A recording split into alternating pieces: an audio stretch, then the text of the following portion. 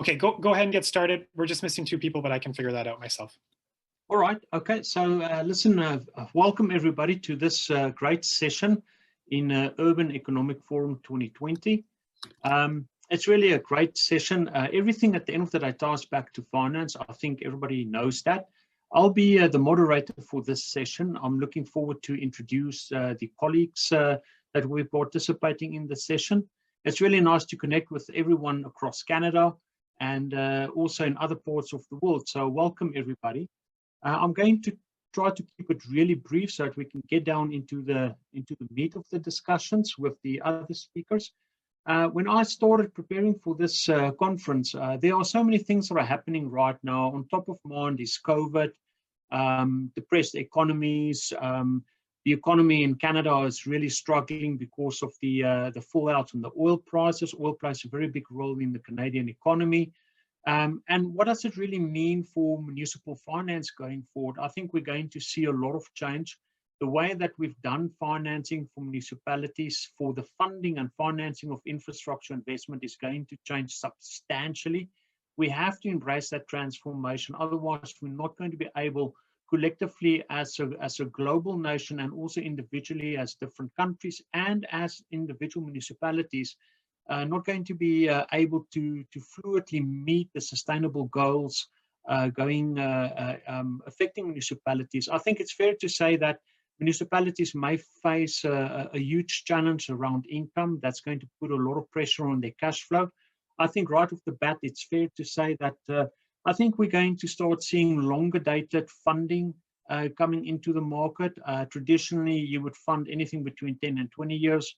I won't be surprised in the next 10, 15 years, we start seeing maturities of debt arrangements going between 30 and 50 years. I don't think we're going to have a choice. On top of that, transitioning to green infrastructure is also costing substantially more in comparison to the traditional investment in infrastructure. So that leaves us with a situation which is not really akin to Canada only, but I think it's a worldwide problem. Infrastructure finance and investment is severely fragmented. And I'm going to be focusing on the Canadian market. There are some aspects that can also be applicable to other jurisdictions globally. But if we look at the Canadian market specifically, one of the impeding factors is current credit lending ratios that are being prescribed for municipalities on a provincial basis. And that's one big factor that's driving the fragmented position of financing investment that we are observing. Canada has a backlog in excess of $400 billion that really stem from the history back in the 1960s. It's called downloading, whereby the federal government will push responsibility down to the provincial government. The provincial pushes it down to the municipal government. And then obviously your lowest recipient of strong cash flow is really the municipalities, but they face with the biggest responsibility of investing in good infrastructure for their citizens. And then on top of that, Canada is a nation of immigrants. There are always huge amounts of immigrants coming into the country. And over a period of time, that is definitely contributing to putting more pressure on existing infrastructure. And with infrastructure, it's a long-term investment with a payback that only happens over a long period of time going forward. We've got great programs here in Canada that's being managed by Infrastructure Canada. It's part of the federal government. What comes to mind is the gas tax fund. Everybody in the country pays a small percentage of the gas or the petrol that we purchase on a daily, weekly basis. That's been in existence for many, many years, but it's not enough. It only provides for, on average, about $2 billion at any given point in time. Need to be shared among something like 4,500 municipalities. So it does create a pressure point looking at funding going forward. The bond market in Canada is extremely illiquid. The corporate bond market, which one can classify into government bonds, then bonds that large corporates issue, municipal bonds, treasury bills, etc., is really, really very, very small. I pulled out some information over the last few days, and if you look at the total issuance on an annual basis in the US, and even looking just at the month-over-month issuance for last year and this year, it's really very, very large. In comparison, there's hardly any huge activity in the Canadian market You can see there since around about 2012, it's been really, really low in new issuance. The US municipal bond market consists of roughly $3.8 trillion, consisting of 50,000 municipal participants. That's huge. That is just unbelievably huge. Why can't we have a similar type of liquid bond market? And I think that's really a key question to ask when we want to talk about what we're going to be doing to help municipalities access different types of funding. Development banks play a key role in paving the way, serving as a catalyst for developing new municipal funding structures. In Canada, we're very new in that space. CIB, Canada Infrastructure Bank, is relatively new. A lot of challenges in getting that bank out of the starting blocks. Luckily, they announced last week that they'll redeploy some $10 billion specifically to deal with COVID. So that's a nice development. But I think the CIB's mandate will have to change going forward in order to deal with the fragmentation of infrastructure finance in Canada specifically. We passed some really exciting resolutions last year. For instance, and this is applicable on a global scale, governments can act as the catalyst for introducing better liquidity in the municipal financing market. For instance, to legislate prescribed asset allocation percentages, forcing pension funds and asset managers to hold a certain percentage of their portfolio in municipal bonds. Another example would be as to pass legislation that would make the interest income that you earn on municipal bonds tax-free. That's very much the model that the US follows, and that's one of the key contributors why you have such a deep and liquid market in the United States. The Canadian municipal market is really, really strong financially. You're looking at gearing at roughly about 20%. And if you look at municipal debt as a percentage of their net worth, it's currently sitting at a percentage of under 10%. So there's a huge upside potential. I did a look back exercise to say, all right, well, if we would have gone back 10 years and changed the lending ratio attached to municipalities, what additional capital would municipalities have been able to borrow? And it comes to a staggering 365 billion, which is almost in line with the infrastructure financing backlog that the country is facing at the moment. I would like to introduce the panel for this afternoon. Willem Van Winden, Dipkja de Merla, Gostaps Musafari, Gordon Bonhardt, Godwin Chan, Nicholas Bouchard, Nasser Muhammadi, John Palmer, and Sohab Attar. I would like now to move forward and introduce our first speaker, Willem Van Winden. I'll stop sharing my screen so that Willem can get ready for his presentation if he wants to use the share screening feature. Willem Van Winden is a professor of urban economic studies. He completed his PhD in 2003 at the Erasmus School of Economics, Erasmus University of Rotterdam. Recently, his research has focused on innovative coalitions in the city aimed at making the city more sustainable and more attractive. Furthermore, he has initiated many research projects in the wider field of the metropolitan economic development. He is a founder of the Master's Program in Urban Management, a new interdisciplinary and applied practice-oriented master's program aimed at professionals in Amsterdam. He is a director of the IOS Spearhead Program of Urban Management, in which IOS attempts to raise its research into metropolitan issues. He is also director and co-founder of Urban IQ, an internationally oriented consultancy with urban economic policy. He teaches various master's programs. Welcome, Willem. Thank you, Eugene, for welcoming me.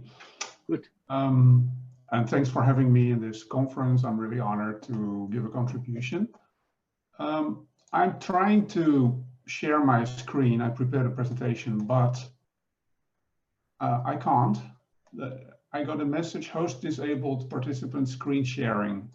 So somehow I can't share my screen. Well, can you just put it in chat and I can post for you?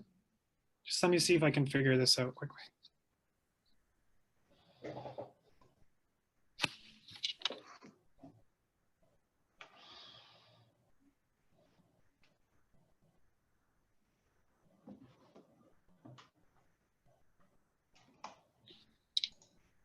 Reaching out to my colleague now.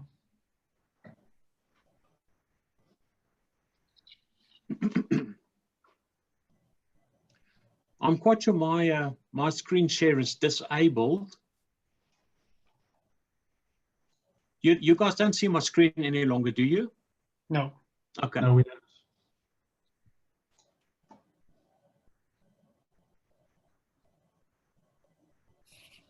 You could email it to me, or you could put it in the chat.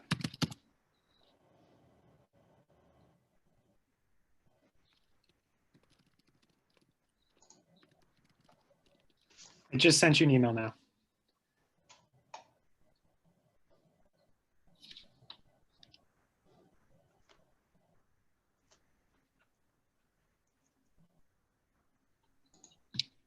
I'm not sure why it won't let you share screen.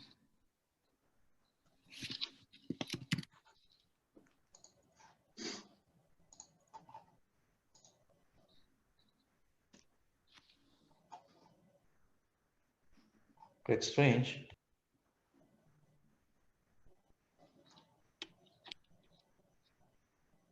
I see your email now, but just says hello, Willem. If you just respond to that and put your email in there, your PowerPoint, I can share on your behalf.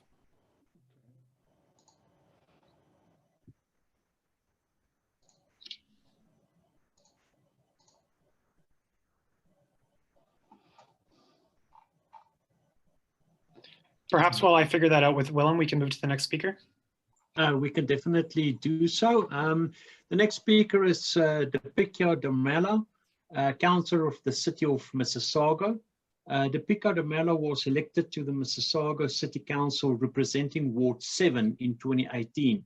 She is a long-time community leader in the city. She spent 7 years representing the residents of Mississauga, East Cooksville, as their member of provincial parliament and also as Ontario's Associate Minister of Health and Long-Term Care and Minister of Senior Affairs. Having served as a cabinet minister, Bouchard brings executive experience to the role of councillor with a proven ability to get things done and deliver results for Mississauga. During her tenure, she was instrumental in championing 350 new beds for Mississauga Hospital, 2 new long-term care homes, 2 new schools, and increasing service on the Melton Go line by 40%. Prior to entering politics, Bouchard worked in corporate banking. Welcome. I think you're on mute, Bouchard. Yes. Oh, there we go. Thank you, Eugene. And I want to say a good afternoon to everybody. And I'm really pleased to join the Second Urban Economy Forum. And Eugene, I just wanted to say you did such an excellent job of summarizing the challenges facing municipal governments, I guess across Canada, but also the issues certainly resonated for me as an Ontario-based councillor. Sure, and, thank you. Yes. In fact, I don't know if I need to speak much now that you've covered all of the issues that I wanted to, but I think it might be helpful for panelists to hear from the trenches as a councillor in these very interesting times. You know, to say that COVID has changed everything is really an understatement. And as Eugene, you mentioned, at the best of times, municipal governments in Ontario have for some time now been struggling with a mismatch between the fact that our responsibilities, which is an expenditure line, has been increasing as over time the services that we deliver have increased. But on the revenue side, we are constrained by the fact that we only have one source of revenue, which is property taxes. And there's 2 challenges with that. One is sometimes property taxes are not the right revenue source when as a municipal government, you're trying to spend in social programs, because then the question does become, is the property tax, which is fairly regressive, can be a regressive tax, especially for people who are house rich but otherwise financially poor, to then use that to try and create a more fair society. So there's that issue. And then there's the second issue, of course, is how finite is that resource? So we've sort of been running into that issue for quite some time. And COVID has now brought that challenge into sharper relief.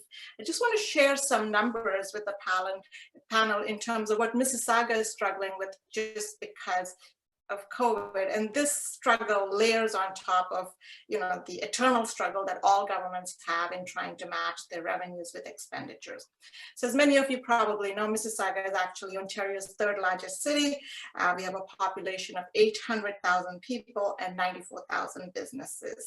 When the pandemic first hit Mississauga, among the first things that we did was we deferred property tax, and that has now been deferred until December 31st. And this has had some obvious impacts on our cash flow, but quite surprisingly, the number of people who have taken up the deferral has been somewhat lower than we thought. So in that sense, that's a good news story. Some of the other things that we did, which did have a significant impact on our revenues, however, is the fact that we made public transit free during the initial lockdown, and we also shut down our community centers.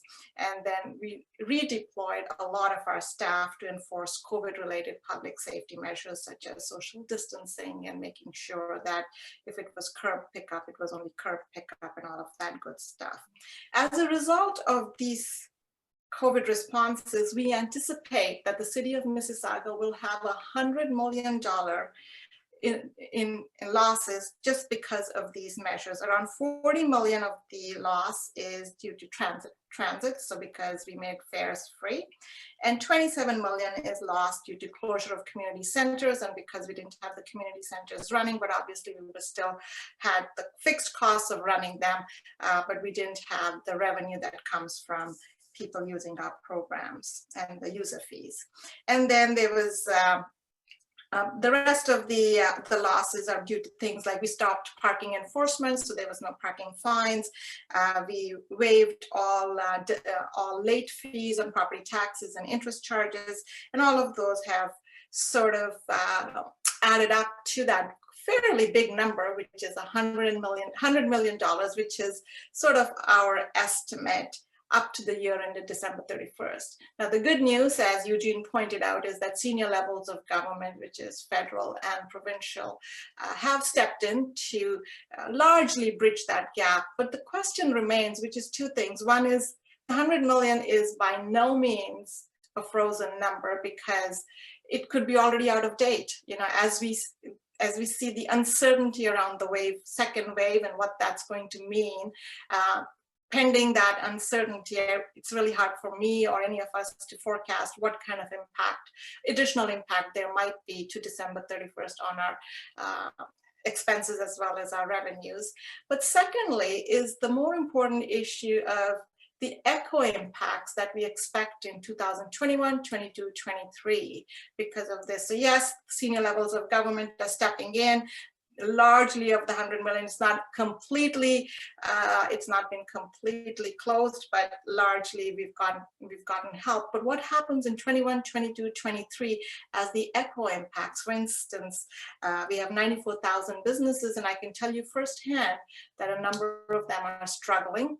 And what does that mean for our tax base? But just peering further down, one of the things that, you know, as cities, we focus so much on our service delivery, which is making sure our infrastructure is working and our sewage systems are working and all of that. But a big part of city council is, of course, city building, and then looking at the revenue side. And I was listening with much interest to Richard Barkham's presentation, because he really speaks now about the changing mix of what our office and residential mix is going to be, and that is going to have a huge impact on our tax base, because you know, as a city we collect commercial property taxes and we collect residential property taxes. Now, what we're seeing through COVID and what seems to be a trend that's probably going to last much after whenever we overcome COVID is the notion that office space demand is going to go down. And that's because obviously people have gotten very comfortable working from home, finding it very efficient. And I'm sure a lot of businesses are looking at that cost benefit analysis. And we saw very clearly in Richard's presentation of people working twice a week, 3 times a week, but certainly that old model of working 5 days a week, 9 to 5 is probably not going to come back. That means a lot less commercial rent, a lot less commercial buildings going up. And that has an impact on the city's property tax base because we are able to some extent, you know, offset the residential property tax. For instance, the city of Toronto is a great example where residential property taxes in the city of Toronto are significantly lower than in cities around Toronto. And that's because Toronto is able to subsidize the property taxes from their huge commercial base, to some extent use those taxes to give the residential homeowner a bit of a break. So once those mixes start to change and more of that property tax revenue starts to fall on individuals, what does that mean? That's going to have a huge impact. So these are some of the things that I, as a local city councillor, am struggling with. On the one hand, there's the uncertainty with COVID. There is the legacy piece where we were already struggling, trying to match our services with a very restricted revenue base. And then going forward, seeing that revenue mix for us in terms of the property tax base could substantially change while our expenses continue to grow. What does all of this mean? And I think one of the things that we have been hearing throughout COVID is the opportunities that COVID could present. There's no question it has devastated so many lives, careers, and many of us are struggling. There's clearly a lot of winners. And we think of Amazon as a great example, and a lot of losers. So it's changed and upended our world, but as always, there's some opportunity here. And I believe that perhaps there's an opportunity to try and fix some of these long-standing municipal finance issues that we as cities have been struggling, and I look forward to that challenge. Thank you. Thank you very much. Very, very great thoughts and observations you shared with us. I can just share with the audience, pre-COVID, Calgary has had already a vacancy rate of 31% in office buildings.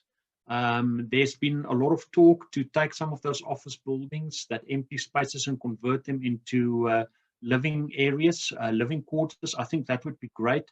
And one probably will see a lot of similar type initiatives coming to the fore. But the problem still is it leaves a gap in the municipal budget. What are municipalities going to do about that? So we're looking at short-term impacts, and we're also looking at long-term impacts. All right, Willem, are you able to present now? Yes, I am. Alex has my presentation now, so he should be able to show it, I hope. Alex, are you on? Alex, yes. There we go. Thank you, Alex. Great. Thanks a lot. Again, thanks for having me here, and hi everybody. I'm speaking from the Netherlands. It's already dark here. We are in the early evening. I will speak about upscaling smart city experiments. I work in Amsterdam, a city that is, by the way, very hard hit by the pandemic. As you know, Amsterdam had a huge tourism sector, which is almost flat now, and also Schiphol Airport, which is a major employer and a huge source of economic activity, is more or less down, and unemployment is really up. Amsterdam used to be the fastest growing city in the Netherlands for the last 2 decades, and now actually it's the fastest declining city in economic terms. But my speech today will be, or my talk will be about innovation, smart city innovations, because Amsterdam is also doing a lot in that respect, not only Amsterdam, cities worldwide. People and organizations everywhere are working to make the city more sustainable, more circular, and climate proof. sustainable innovations are not for sale. Actually, we have to make them ourselves by trial and error to find out whether a new approach works or not. Many cities around the world have embraced experimentation as a way to discover future directions. The city as a living laboratory where new technologies and concepts are tested in the field of mobility, sustainable energy, sustainable construction, logistics, and so on. Such experimentation projects are promoted and supported by an avalanche of innovation subsidies from governments.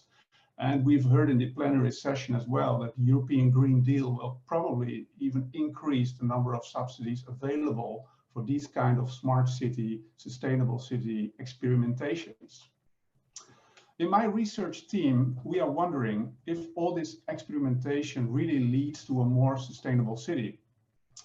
Pilot projects are by definition small scale. They can fail, and that's fine, because if you learn from them, the lessons can be used in subsequent projects.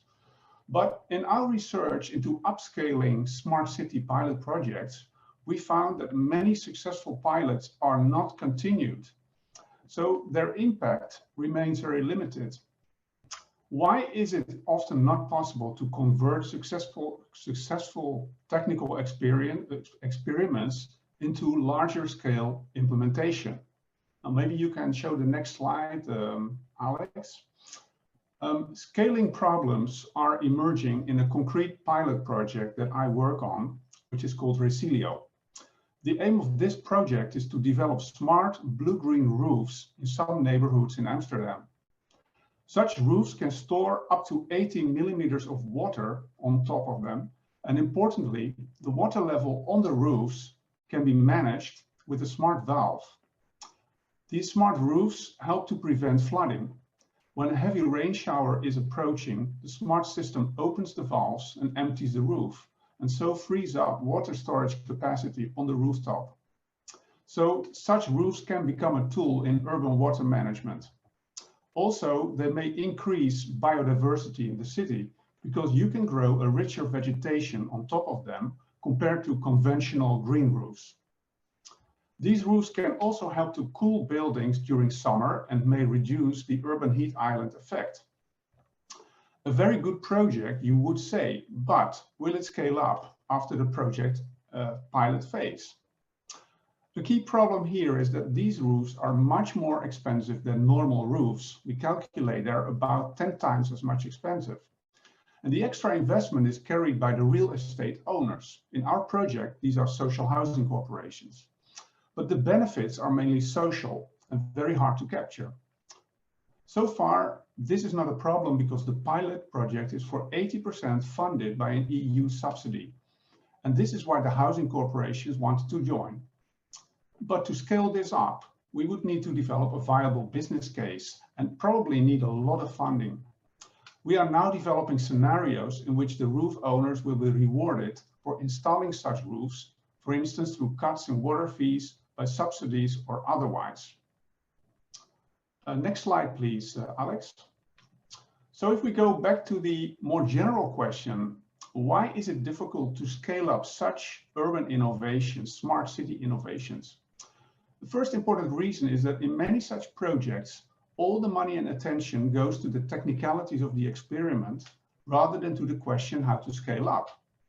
At the end of the pilot, the money will be used up and there are no structural resources for upscaling. And then it's often easier to look for the next subsidy and start the next pilot.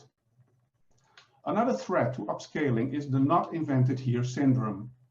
The passionate innovation team believes in the new approach, but for upscaling, other peoples and parties must also participate. And they also see disadvantages, threats, risks, or think they know that other solutions are probably better. Scaling up also becomes difficult if the pilot project is not genuinely supported by the decision makers within the organizations involved in the pilot project. Managers are usually enthusiastic about pilots because they don't cost a fortune, they generate positive publicity, and in any case, give the impression that their organization is innovating. But when the pilot is successful and the moment of implementation and funding has come, they often put on the brakes because the financial and operational consequences are drastic. Scaling up can also be difficult if the innovation team is too far removed from the day-to-day operations. Then the resistance to scaling is actually already built into the experimental phase. Operational departments, which have to keep things running, are reluctant to implement new approaches, especially more radical ones.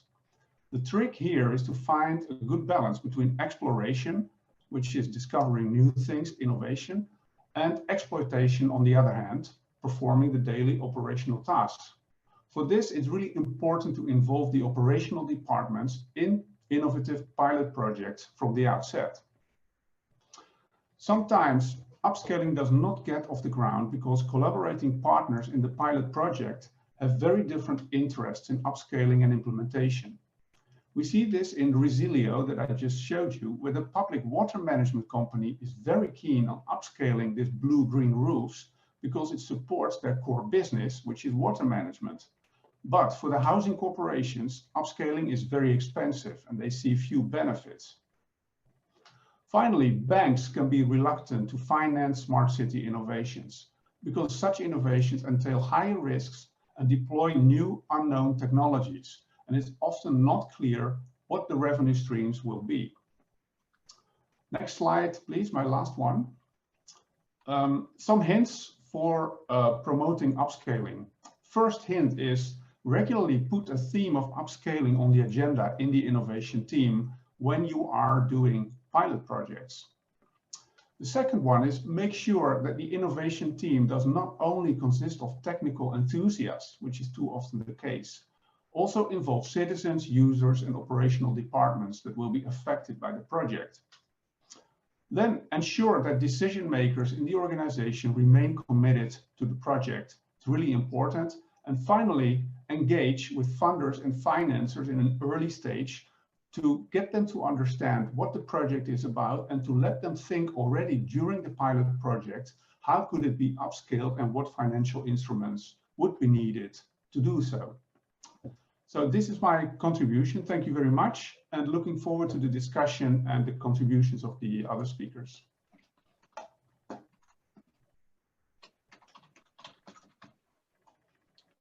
Thank you very much, Willem. Very good points that you've raised there. I'm making some notes that we can talk more about under the concluding thoughts at the end of the presentation. But this specific item that you've mentioned last, where funders are reluctant to fund newness because of the uncertainty around it, I think that aspect specifically is going to weigh in a lot into capacity planning within municipalities, because we all know that the capital budget cycles of municipalities normally run out for 4 to 5 years. Now, it's very important that that innovation being quantified early enough so that one can put forward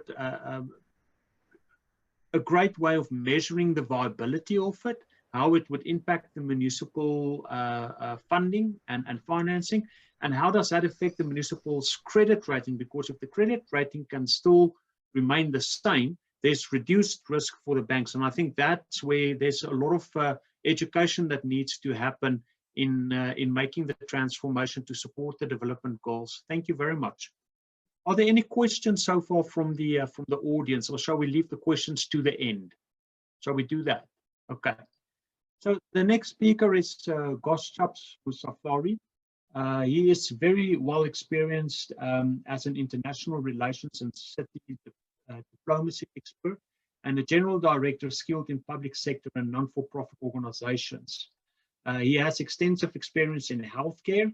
He holds a PhD in higher education administration from the Shahid Beheshti University in Tehran. Welcome.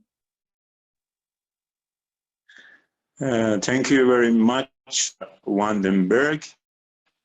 Hello, my dear colleagues in the session. This time in Tehran is now about around 10 o'clock p.m. and maybe in Canada it's afternoon. So it is my pleasure to be invited to speak to you today on the topic of sustainable banking and municipal finance. at the second meeting of Urban Economic Forum. Thank you for my friends, especially Reza Pourvaziri and all their colleagues in UEF due to conducting such a prominent technical virtual gathering of mayors and urban leaders. First of all, I would like to share you a brief description about my institution. Asian Mayors Forum is a network of technical and expert cooperation between cities, mayors, city leaders, and urban experts in Asia.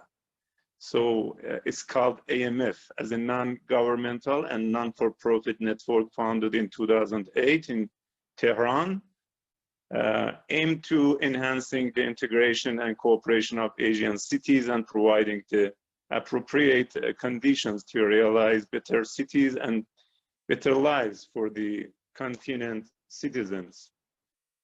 So, as you know, World Bank estimating shows that the impact of COVID-19 pandemic could push between 40 to 60 million more people into poverty. So sustainable finance and sustainable banking has a larger role to play in poverty reduction and are more important than ever to help economics rebuild and help people find a path out of poverty.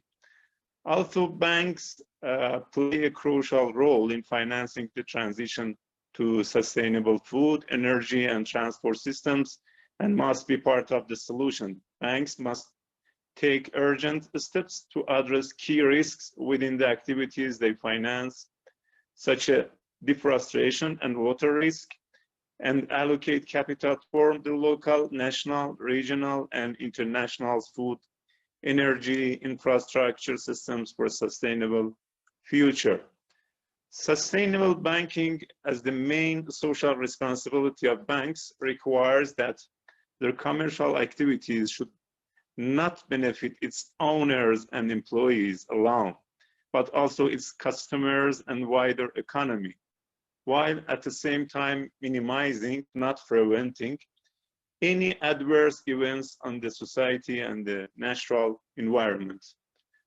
Sustainable banking frameworks and practices are an effective tool for emerging economies to increase their and unlock new green and inclusive investment opportunities. Building sustainability into financial systems not only helps manage environmental, social, and climate risks, but also enables greater investment flows and deepened financial market development. Let's have a brief look in the sustainable finance and bonds banking in Asian countries. The reports show that 12 Asian countries have launched national policies, guidelines, principles, or roadmaps focused on sustainable banking. They include Bangladesh, Cambodia, China, Indonesia, Mongolia, Nepal, Pakistan, Philippines, Sri Lanka, Thailand, Turkey, and Vietnam. These countries face immediate and significant impacts from climate change, pollution, biodiversity loss, and social inequality that require urgent responses. Green finance is a top priority for sustainability developing their financial sectors. Also, of 34 Asian banks assessed, only 4 disclosed that senior management has oversight of climate change risks and opportunities. Meanwhile, no banks disclosed whether they review their portfolio exposure to climate risk and nor disclose their portfolio alignment with the Paris Agreement or the SDG or New Urban Agenda targets. Many banks' policies are weak and not even disclosed, leading to concerns about how well these banks are managing environmental and social risks. Improvements in sustainable banking and risk management are important to all Asia continent. In general, in view of the strong competition for international investors, both from within the continent or emerging markets in other continents, especially Europe and North America and Latin America. It is imperative that Asia must craft process, policies, and practices that would fast-track the improvements in sustainable banking and robust risk management. For Asian countries to meet their climate and sustainability commitments, banks must take further actions. They must develop and disclose detailed environmental and social risks analysis, policies, and procedures, including specific science-based criteria for key environmental and social risks. Banks in Asia must better position themselves to take advantage of the extensive opportunities offered by the transition to low-carbon, sustainable future. If the Asia region experiences resilient and sustainable development, banks must accelerate the rate at which they fully integrate environmental and social risk, including climate, deforestation, and water risks, into core business strategies. Thank you very much. Thank you for attention, and I hope my contribution is be useful for this session. Thank you very much. Sorry, I was on mute. Absolutely. Thank you very much. Very interesting things that you mentioned there, Gustav. The one thing that really stands out for me is the fact that, and this has been mentioned over and over and over on at many conferences across the world, the role that the banks need to play and have to play to improve the access of funding for municipalities. It's been an old age problem. I've seen this so many times. I think the emerging markets are really leading the pack there in that space. We've done some really great stuff internationally back in South Africa, which is an emerging market in the space of infrastructure finance, marrying public sector infrastructure with private capital.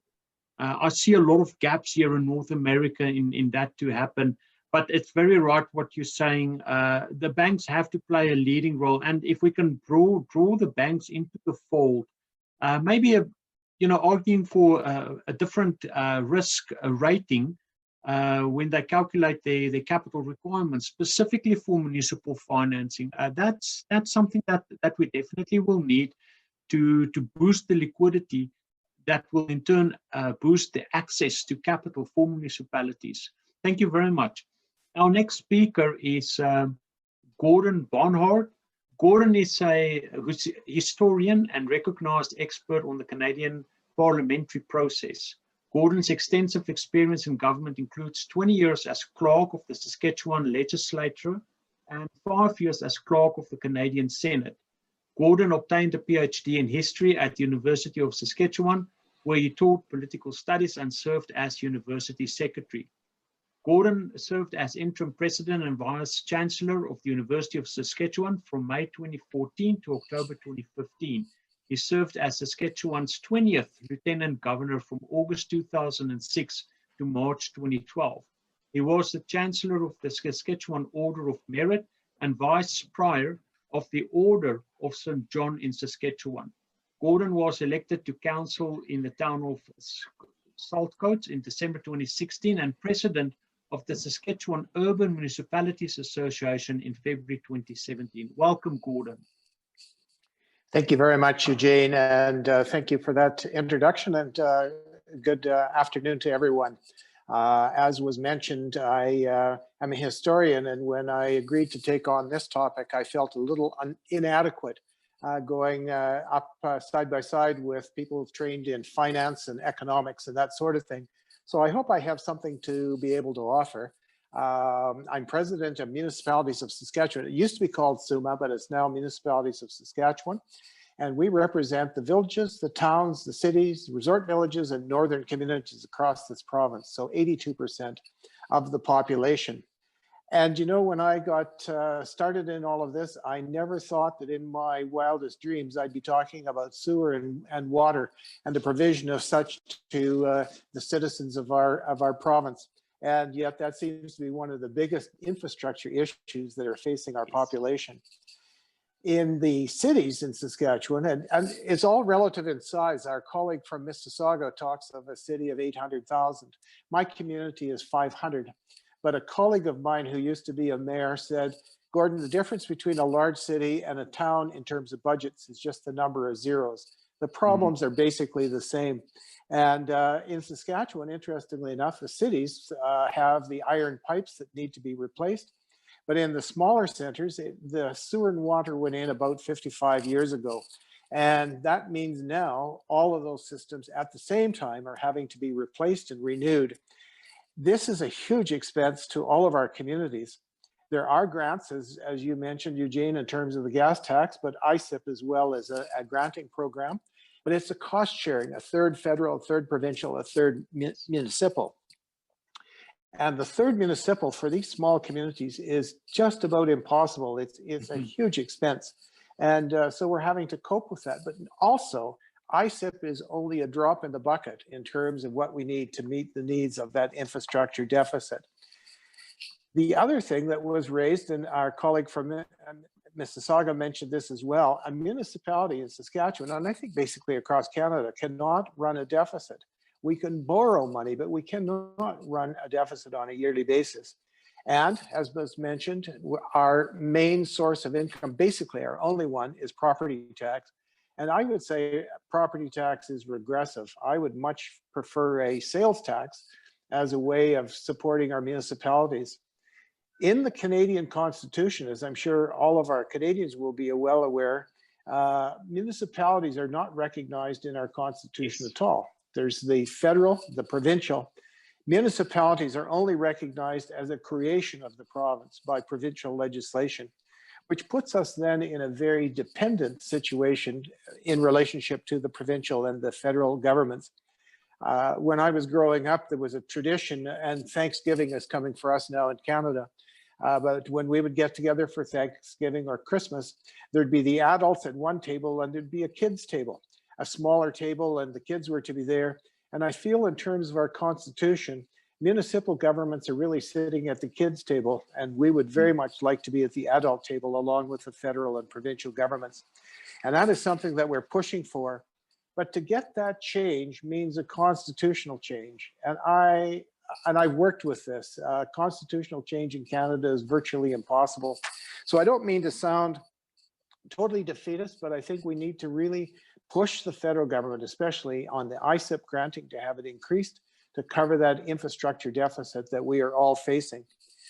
I want to change subject for just another minute in terms of housing. I see that World Habitat Day has chosen the theme of housing for all, a better urban future.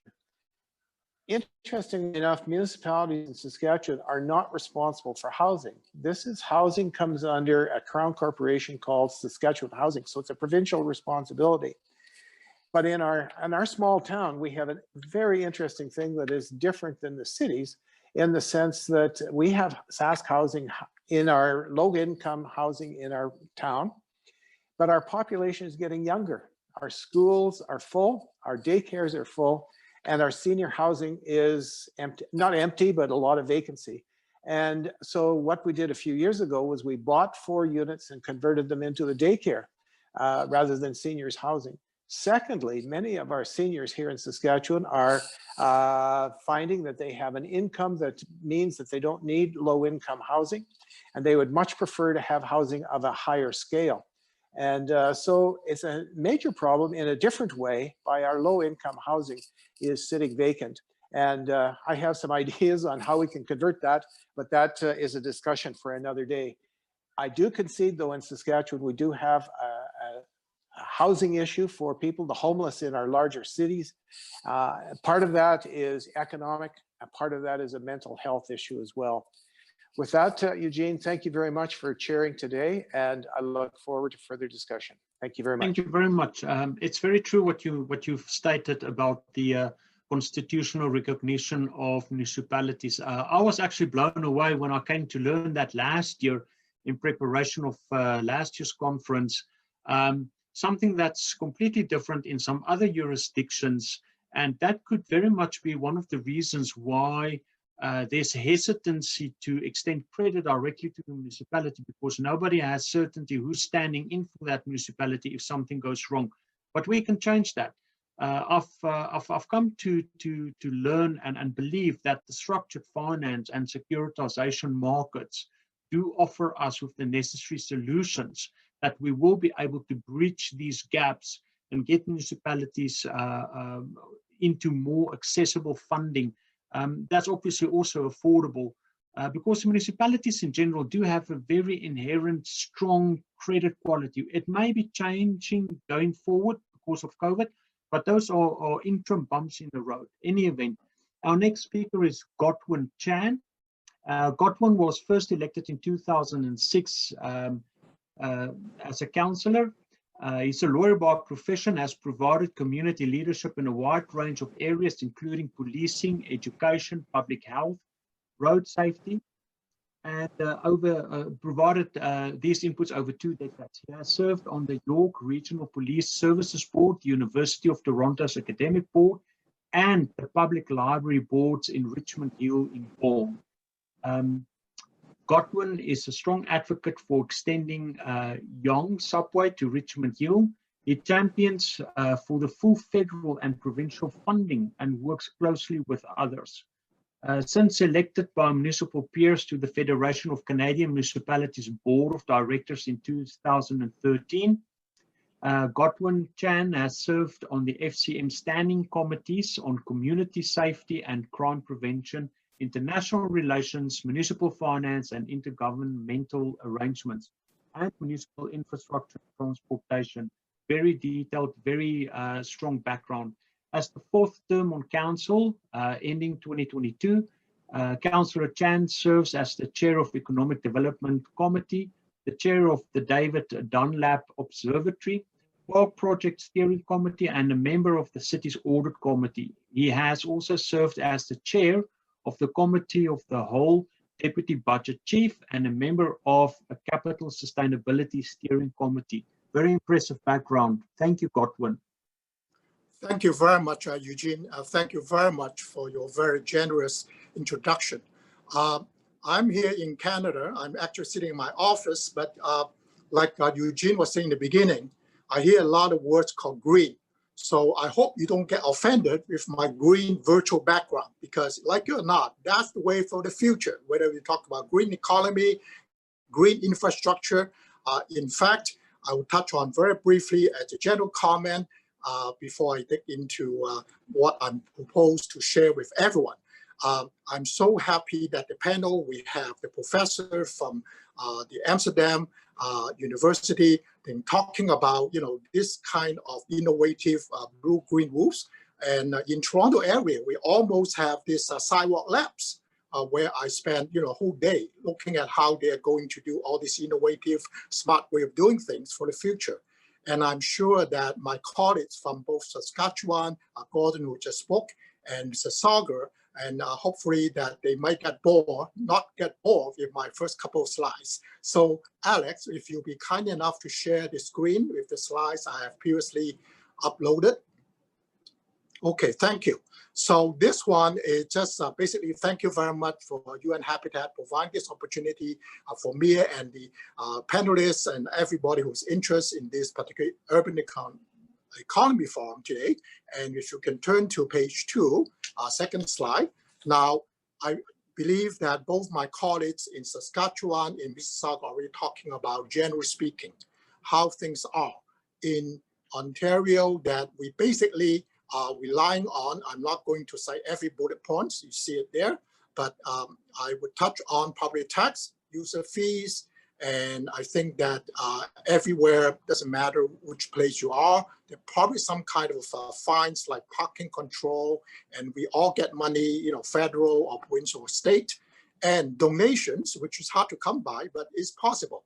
And of course, reserve funds, which I understand that is every municipality is in good financial health should have it.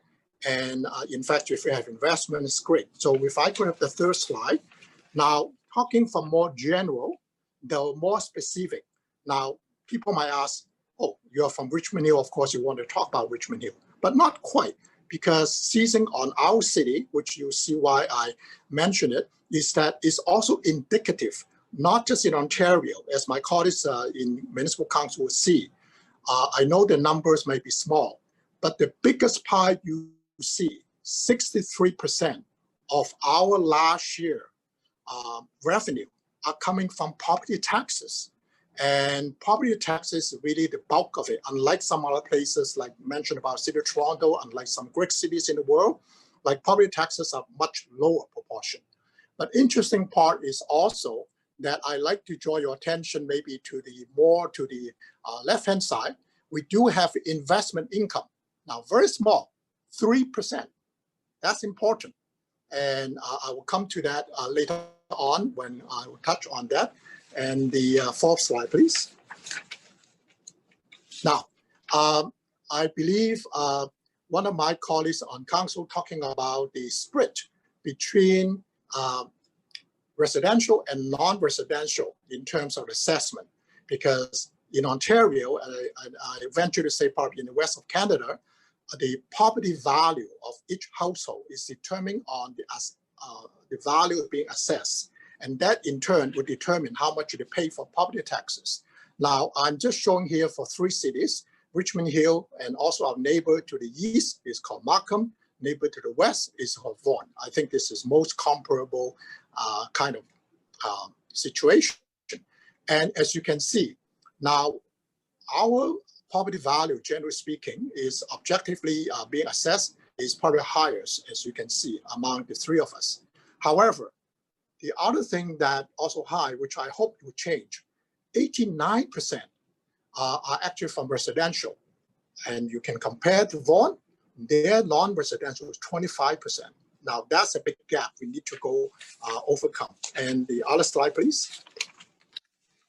Okay, now again, I know I throw at you a lot of numbers. However, that actually would actually make sense to what I just said in a more general statement. Right now, you're seeing more municipalities. In fact, all 9 municipalities in this region of York, which is about 1.2 million people. Richmond Hill is about 220,000 people. Again, if you look at that, which is the third last row, Richmond Hill, I believe I highlighted that.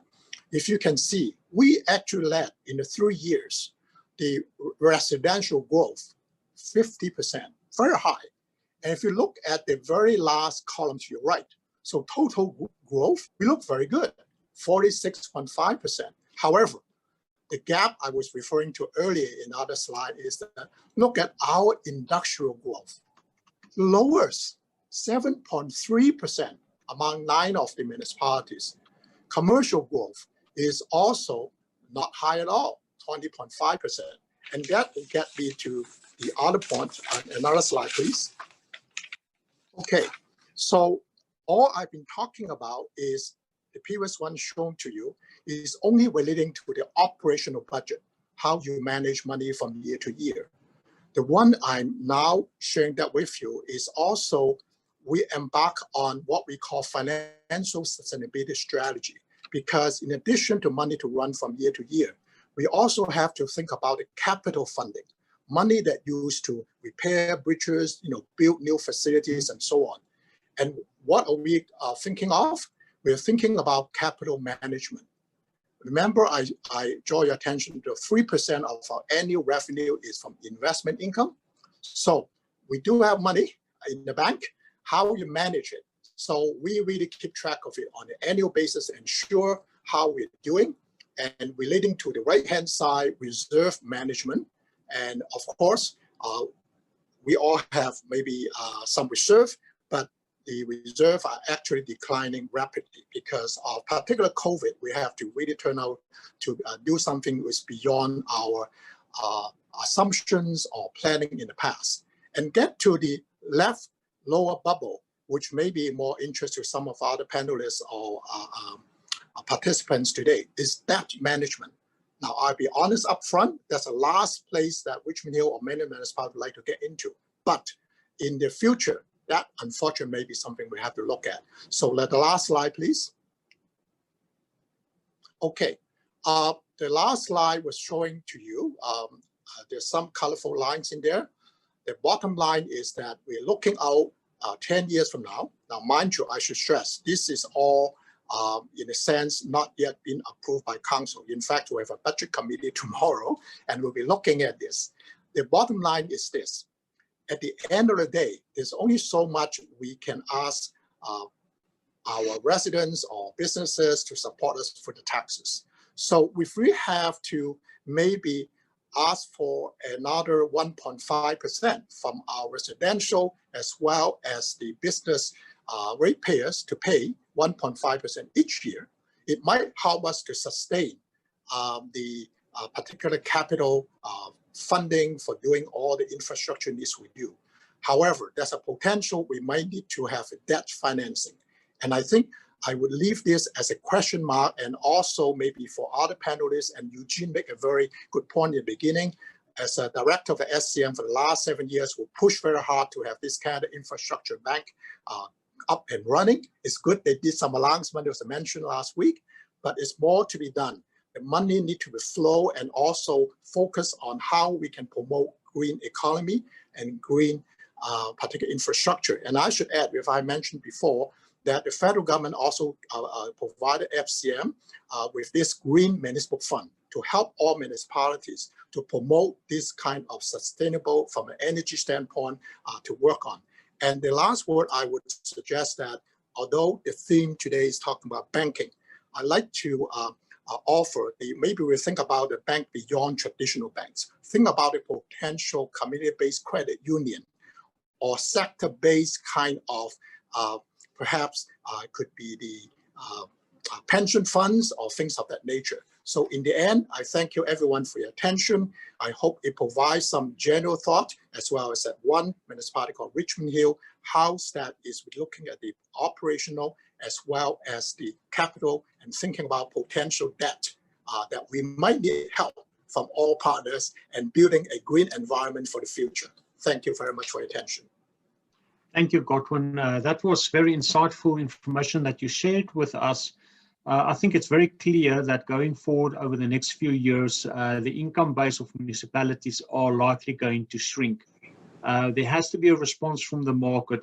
We have to kill the million-dollar question in front of us. How can we become more innovative in financing? And adding to the point that you're emphasizing, we need a bank that's different from a traditional bank, and I fully support that. And I can tell you guys, the answers lie within the securitization and structured finance market. People look very negatively to securitization because of the subprime crisis in the late 2000s, the early 2000s, sorry. My experience has been quite the contrary. If you use it correctly and you use it productively, you can stopgap these funding challenges and still derive very, very strong returns for the providers of that capital. Thank you, Godwin. You're very welcome. Our next speaker is Nicholas Bouchard. Nicholas is the co-founder and president of the Grand Paris Alliance for Metropolitan Development, and awarded an independent think tank established in 2011 at the crossroads of inclusion, large-scale investment projects, and environmental transformations. Nicholas is a member of the T20, the think tank engagement group of the G20, and the co-chair of the T20 task force on infrastructure investment and financing in 2019 and 2020. He is also advising over a dozen academic, civic, and CSR initiatives on urban and global transitions, among them the Trans-Siberian Scientific Way in Siberia, or the World Conference on Creative Economy. Nicholas leads the urban research and development and strategic advisory company Renaissance Urban. He started in 2006 with Dr. Lang Fu Hong Fan, specialized in multilateral negotiation and the management of complex science to policy interface in the field of sustainable development. Nicholas has served over 10 years in the public sector He regularly edits books, articles, reviews, and reports on contemporary urban issues. Welcome, Nicholas. Thank you. Hi, Eugene. Sorry to interrupt here. I don't see Nicholas in the chat. Could we please move to Sohab? He has to leave shortly. And then following that, if we can move to John Palmer, please. We can definitely do that. I just want to get the bio of Sohab here. All right, we'll do that. Sohab works as an urban specialist in the World Bank in Pakistan. Prior to this, he worked with the IGC as a country economist in Pakistan for 2 years, where he helped manage our the large portfolio of economic research projects. Sohab regularly provided demand-driven policy research input and technical assistance to policymakers. Prior to the IGC, he worked with the World Bank in Pakistan in the Urban Development Unit, where he worked on projects ranging from municipal services improvement in small cities to governance improvement in large cities. He also worked on post-disaster recovery projects in Pakistan. Thank you. Thank you so much, Eugene, for giving me this opportunity. I'm just going to try to share my screen to see if that works. If colleagues can see my presentation. Just wanted to confirm if you can see my presentation. Yes, it's on. Perfect. So I'm representing the World Bank, and I'm going to be sort of taking this opportunity to speak about how we as sort of a development finance institution are supporting cities, municipalities, and regional governments around the world on the sustainable finance agenda, which is sort of the topic of this discussion at the Urban Economy Forum. So just to recap what everybody knows, that the city financing needs are fairly massive. I'm going to focus more on the sort of the developing countries or the emerging countries. We know that sort of the financing gap for infrastructure runs into the trillions of dollars per year, and the official development assistance, or sort of like what we call the donor financing or the development partner assistance, is a very small fraction of that. And most of the infrastructure spending is in cities, especially if you look at transport, if you look at sort of information communication technology, water and sanitation. So given this context of massive needs, the cities themselves have very poor own source revenue generation capacity. This is just sort of what emerging and developing country cities are gathering on property tax on a per capita basis, extremely low compared to the developed countries, the UK, Japan, etc. And the fiscal transfers are also very limited, and often we see they sort of run against cities in a bias. They sort of are more focused towards lagging regions or rural areas, etc. This graph is just from Nepal, which shows a negative relationship between the population size and the per capita fiscal transfers received. Private finance is highly constrained, often for the reasons that Eugene, you and a lot of the other colleagues mentioned, that the municipal borrowing, often there are constraints of sort of legal systems, legal frameworks, where the legal framework permits, there are constraints of sort of capacity or creditworthiness or fiduciary constraints. We've seen that of the 500 largest cities in developing countries, only about less than 20% are rated as investment grade. This data is a bit old, but the general sort of trend is similar. Only 32 cities in the emerging and developing countries have issued a municipal bond. The PPPs are also very limited and sort of only sort of amount to, you could say, 10% of the total PPP transactions as well at the city level. The other problem that the cities face is that the operations and maintenance gaps are also as large as their gaps on capital investment. And this is a fairly studied or underappreciated point. Even if they do invest, they are able to sort of gather the resources to make large capital investments. They're unable to sort of budget for regular or recurrent O&M needs, which sort of creates major financial and service delivery gaps going forward. Essentially, the finance problem is also an institutional problem, because they do not have the sort of the strong systems or the strong sort of capacity. A lot of financial institutions are unwilling to lend to them. There's sort of very high fiduciary constraints. In general, their efficiency of expenditure is very low, and the regulatory and legal environments are also fairly unsophisticated and actually disincentivize revenue mobilization, disincentivize private sector investment. This is exacerbated by obstacles to financing investments which improve the resilience of cities and urban areas to shocks, existing shocks, as well as emerging shocks or emerging risks, especially in today's era of the COVID-19 pandemic. We've seen a lot of our colleagues speak about this today, that how cities were prepared for it, or how they are now responding to it or dealing with it, and especially the serious fiscal or financial constraints to the city budget that this is bringing. What the World Bank is sort of doing to support the cities in the financing agenda, essentially two big buckets of support we're providing. One is the financial side. We support cities and sort of regional governments, municipalities through financial support through our sort of lending programs. And then we provide a lot of analysis or technical assistance support as well. So I'm going to briefly give colleagues a flavor of what we're doing, just so that we can sort of have a more rich discussion in the Q&A section. So on the financing side, I would say that we're supporting cities in sort of strength.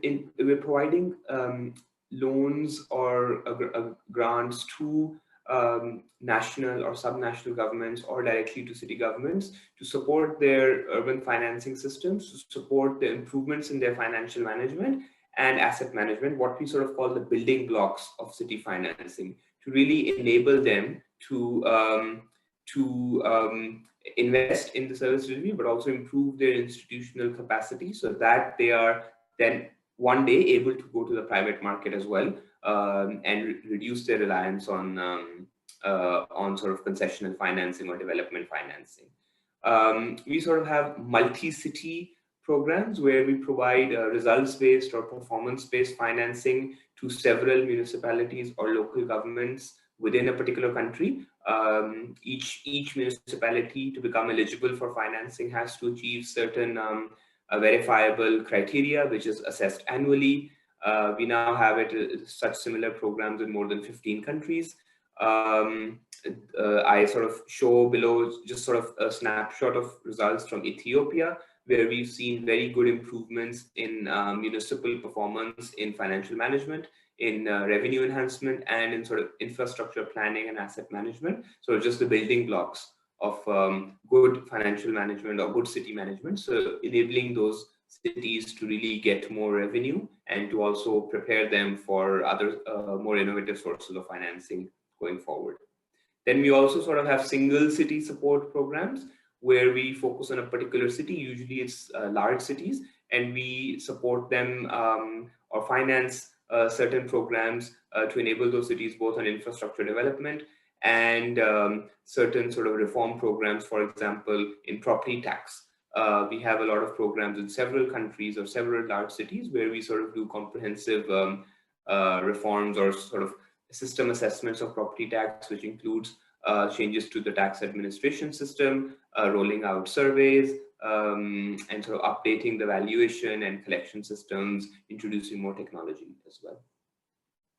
On the analytical or technical assistance side, essentially we provide a lot of advisory support to national and local governments to strengthen their base, what I call the building blocks. Now the graph here is from South Africa. Eugene, of course, will be able to talk much more at length over this, but essentially the bank has also been supporting countries such as South Africa, India, Vietnam, etc., in developing the systems for municipal borrowing. which is sort of slightly more sophisticated and advanced. In other countries where municipal borrowing is either not allowed by law or has severe institutional constraints, we're providing other sort of support, maybe on the asset management systems, or helping sort of the intergovernmental fiscal transfer system, which manages the relationship between higher levels of government and the municipalities and provides sort of a recurrent or performance-based system to them. Then we've also been sort of over the past few years supporting a lot of cities to sort of try to tap into markets for private finance. We run this program called a City Creditworthiness Academy, where we essentially help a lot of cities sort of assess what are their gaps in the institutional and sort of financial gaps in reaching the private market, both sort of banks as well as sort of more institutional investors or sort of retail financing markets. And we sort of work with those cities in really going through the nitty-gritty, reforming the laws or reforming the systems to do that. Similarly, we also have a program called a Cities Resilience Program, where we sort of help cities develop what we call bankable projects, which could then be taken to private investors to finance. In terms of the COVID context, now, of course, this has had such a fundamental impact on city financing, as some of my other sort of colleagues or panelists mentioned.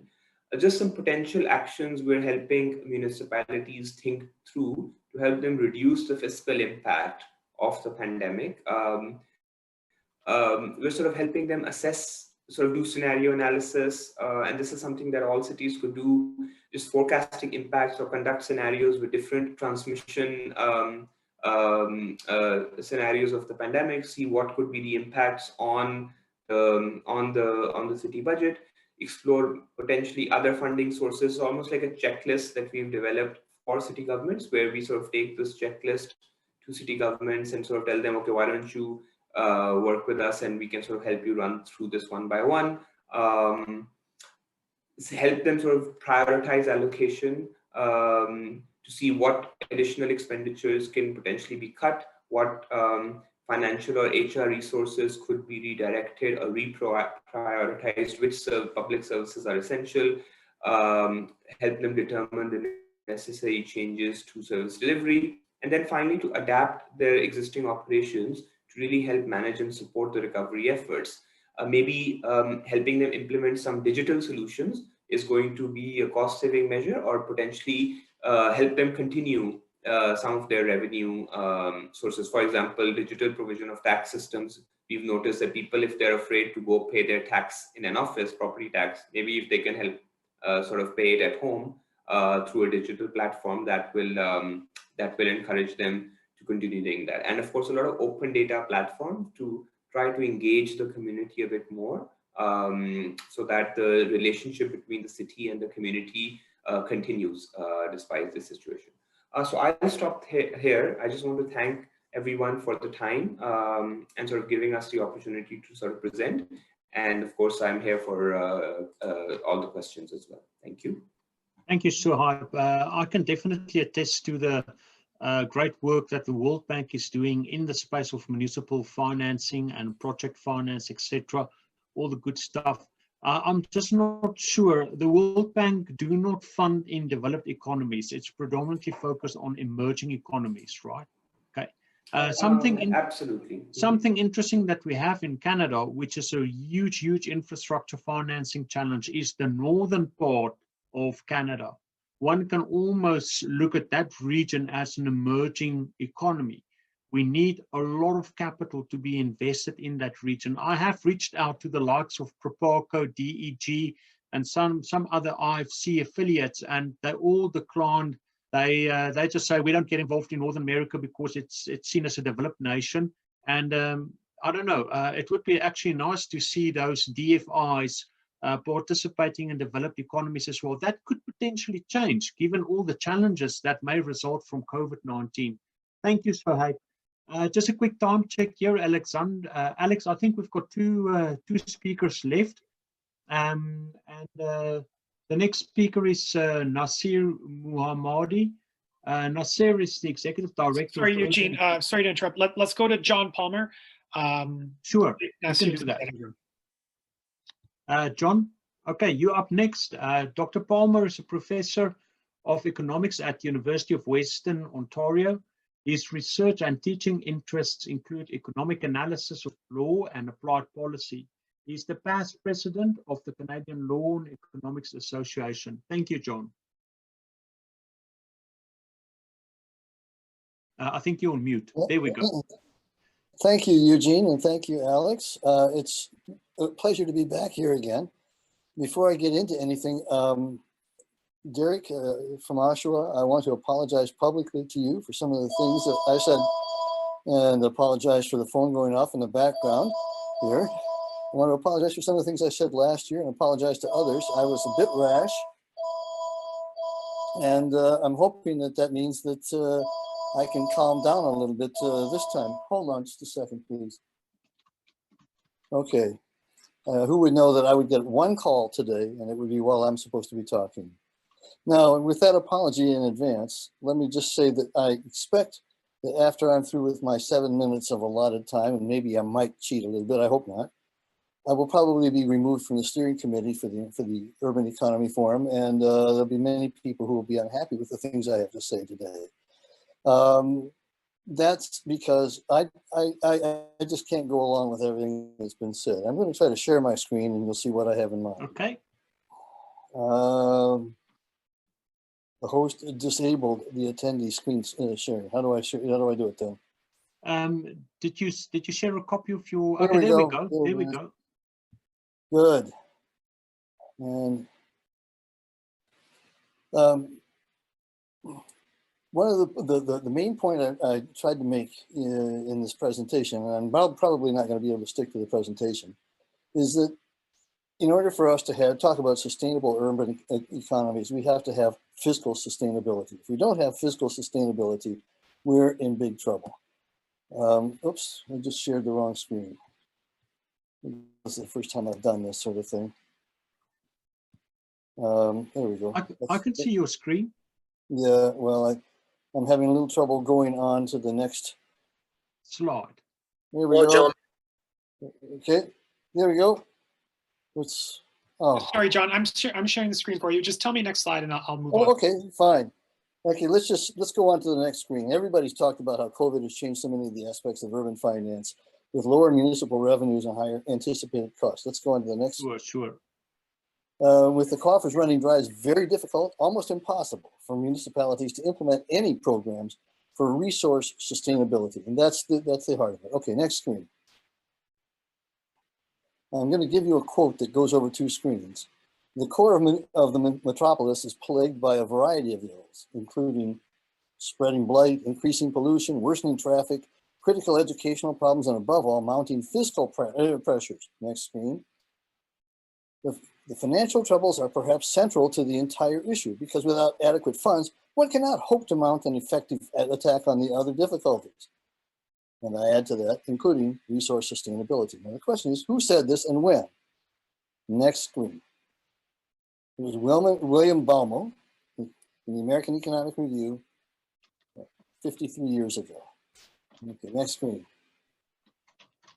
So fiscal sustainability is important. It has been important all along, and it will continue to be important. Next screen. Next screen. Municipalities have limited options, though. Unfortunately, they can't just go out and print money the way the federal government can through the Bank of Canada. One possibility is to cut spending on other programs. Next screen. But which ones? Nobody wants their ox gored. Next screen. Another option, increase taxes. How much? On whom? Nobody wants their taxes raised. Next screen. Another possibility, increase borrowing. Well, maybe for infrastructure projects. Next screen, but not in Canada or Germany or other places where they're banned by law from running annual deficits, operating deficits. Next screen. Another possibility, deplete reserves. Whoa, we have seen that in spades over the past 8 months, haven't we? Municipalities have had precipitous drops in revenue, large increases in expenses, and how do they fund it? The only way they can fund those is by depleting their reserves. Next screen. But what happens when the reserves are gone? Next screen. Oh, we can beg from higher levels of government. Let's go to the provincial government and beg for money, which everyone has done in Ontario, I think. Let's go to the federal government and say, you have to bail us out because we are important. We are cities and we deserve this money. Where's the money going to come from when it comes from higher levels of government? One possibility is it's going to come from other taxpayers, of course. But the other possibility, next screen, is that, we'll go on to the next screen beyond that too. And I already jumped ahead of myself.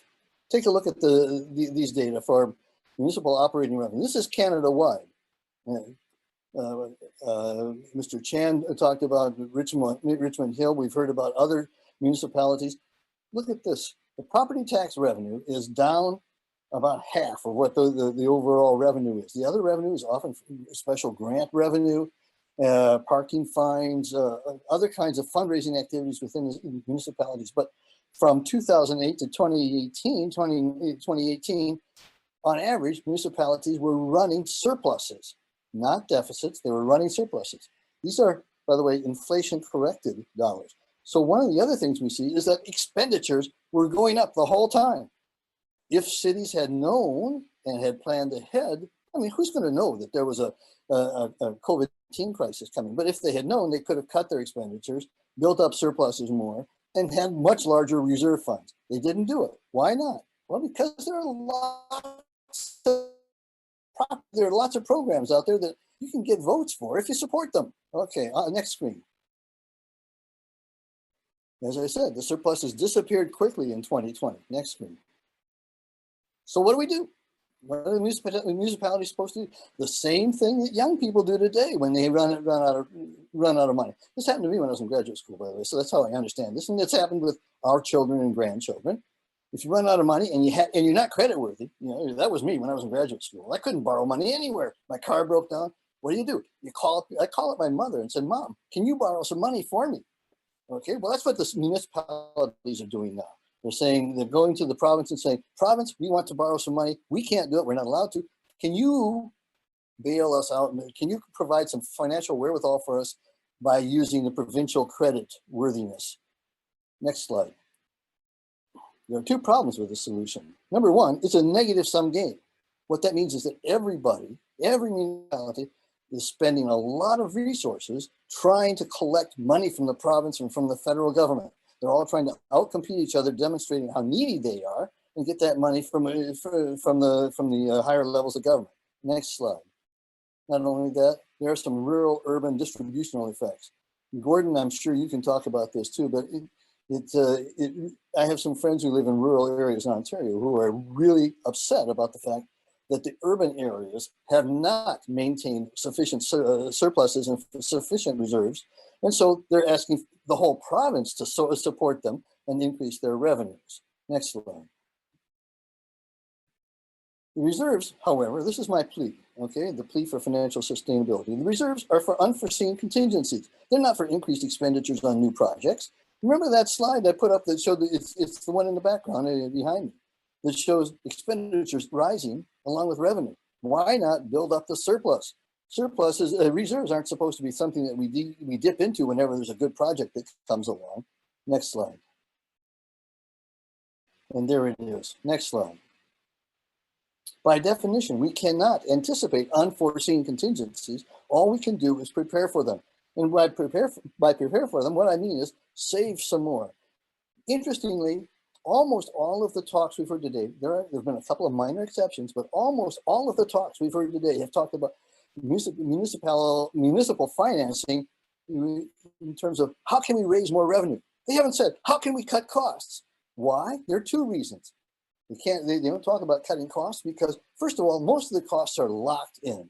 You don't go and cut out a whole department. It's very, very difficult politically to cut a huge department. It's very difficult to cut back on services politically. So once the costs are there, it's hard to get rid of them. What can you do then in the long run? Next slide.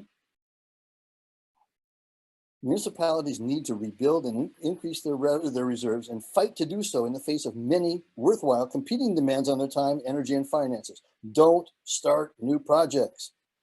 Make sure that instead you build up those the municipal reserves so that you provide for whatever might come up in the future. We don't know what it might be, but provide for whatever might come up in the future. Next slide. Concluding reminder, it is very difficult to pursue resource sustainability without physical sustainability. Thank you for inviting me, and I look forward to being crucified later. Thank you. John, very, very good information that you shared with us. I do carry some opposing views to what you've shared, but nonetheless, very good points that you've raised there. I think we can crack the nut. The old problem is really population growth requires infrastructure investment, requires capital. There's nothing wrong in promoting the fact that municipalities need to build reserves. Good reserve building by any municipality can only happen when we start addressing capacity building aspects. It's been only in existence for a short time when municipalities have to revisit their capital budgets on a 4-year rolling cycle every single year. I see that there's a huge disconnect between that and the operational side of the budget. Municipalities do borrow in some instances to fund their operational expenditures. I see in Stats Canada, there's a line item called overdraft. That hasn't increased substantially. I think part of the solution going forward is municipalities need to look at different funding solutions for operational stuff versus capital projects. Mayor Nenshi from Calgary once said, whether there's one resident in Calgary, whether you have 100,000, you still have to put pipes in the ground, and you still have to have water treatment facilities. And that requires a lot of capital intensity for which you're only going to get the payback over years to come. So how do we get municipalities to get ahead of themselves to correct this and then eventually get in a position of building reserves? I'm telling you now, we have to look at far, far longer funding maturities, going out 50, 60, even 70 years. And here's the beauty about thinking along those lines. Remember the pension funds that can actually fund all the infrastructure in any country. They're looking at long-term assets to invest in because they have long-term liabilities that they need to hedge on the back of their balance sheets. Municipalities traditionally do not fund into the very long-dated maturities. I've looked at some information just very recently. Long-dated maturities is almost non-existent. And that's why I think what we need to look at as part of solving these problems, we need to look at what can be done to develop deep capital markets. What can we do to develop liquid municipal bond markets? And in that sphere, the governments, the federal governments play an absolutely key role to put forward enabling legislation, not legislation that would prevent, but enabling legislation. A great solution for Canada would be we need to get rid of these provincial borrowing restrictions and just make it federally, because federally, the municipalities are already being supported by the federal government through all the grant funding that they're putting into the municipal infrastructure routine, which comes back to your point. We need to look at Big Daddy to provide these solutions. Now, Canada is on track in that direction with the creation of the Canada Infrastructure Bank. Shortly after the Canada Infrastructure Bank was established, they started narrowing down that mandate, looking mainly only at revenue generating infrastructure. Well, that will not work if you don't have a culture within the population that is conducive in paying toll fees on the large scale. I know we've got some toll roads in Canada, but in comparison to Europe and other emerging countries, you have a lot of revenue generating infrastructure. So that philosophy works. Unfortunately, the Canada Infrastructure Bank did not live up to its mandate. They only got a few projects out the door. They had a management crisis. They've been without a CEO and a chairman for about a year or so. So that tells you, you need to follow the recipe of a traditional development bank that can come in alongside the municipalities, put forward some really good bankable funding opportunities